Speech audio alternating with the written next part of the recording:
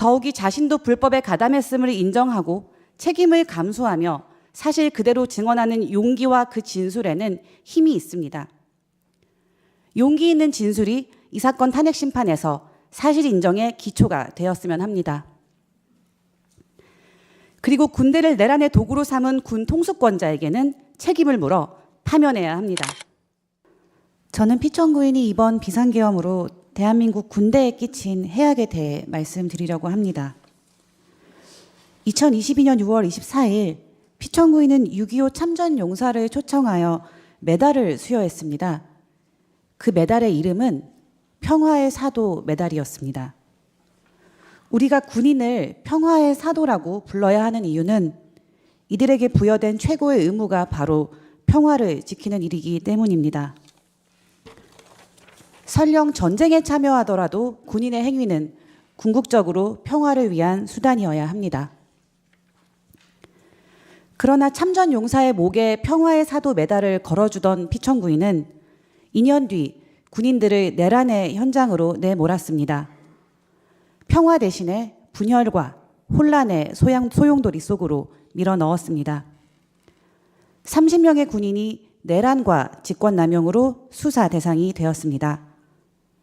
이들 중 누군가는 엄중한 책임을 지게 될 것입니다. 피천구인의 지시를 적극적으로 수행할 이들을 옹호할 여지는 없습니다. 사령관들은 명령의 위법성을 판단하기 어려웠다. 대통령의 명령이기에 정당한 것으로 생각하고 따랐다라고 변명합니다. 뉘른베르크 재판에서 나치 전범들이 내세운 변명과 다르지 않습니다. 멀리 갈 필요 없이 바로 5.18 내란 재판에서 내란 수괴 전두환의 지시를 이행한 군인들도 상관의 명령을 따랐을 뿐이라고 변명하였습니다. 그러나 위법한 상관의 명령에 따랐던 이들은 모두 처벌받았습니다. 다만 이 모든 위법한 행위의 최종 명령권자로서 이들을 내란의 도구로 동원한 피천구인에게 가장 무거운 책임이 있음은 자명합니다. 대한민국은 국군의 정치적 중립을 헌법에 명시한 나라입니다.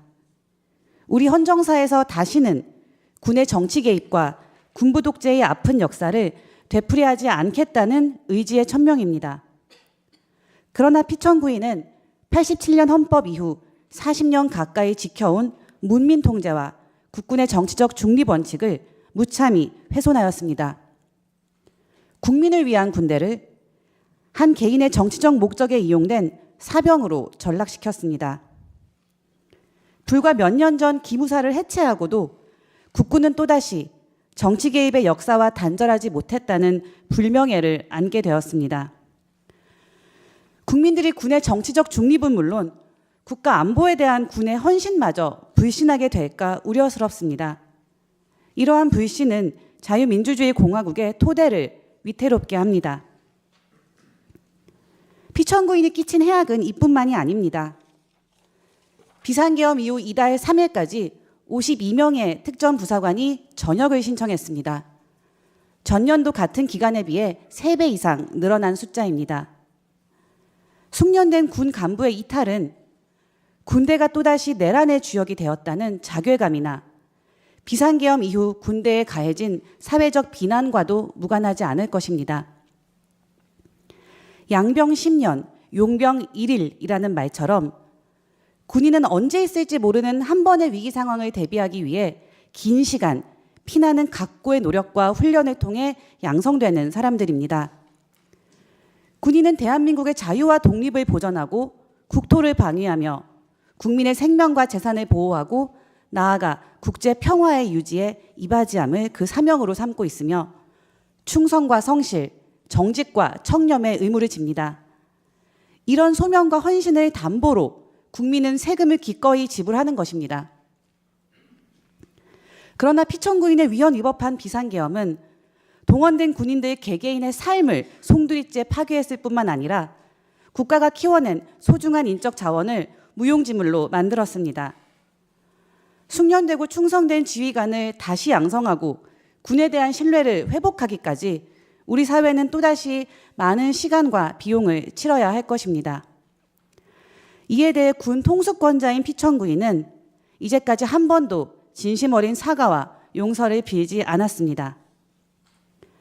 한 사람의 장군과 고급 장교가 탄생하려면 본인의 노력뿐 아니라 그 가족과 동료들의 응원과 헌신, 희생이 필요합니다.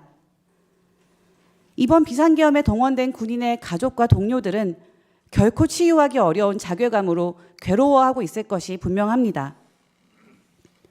누가 어떻게 이들의 상처를 보듬어 줄 것이며 그동안 군인으로서 지켜온 명예를 회복시켜 줄 수 있겠습니까?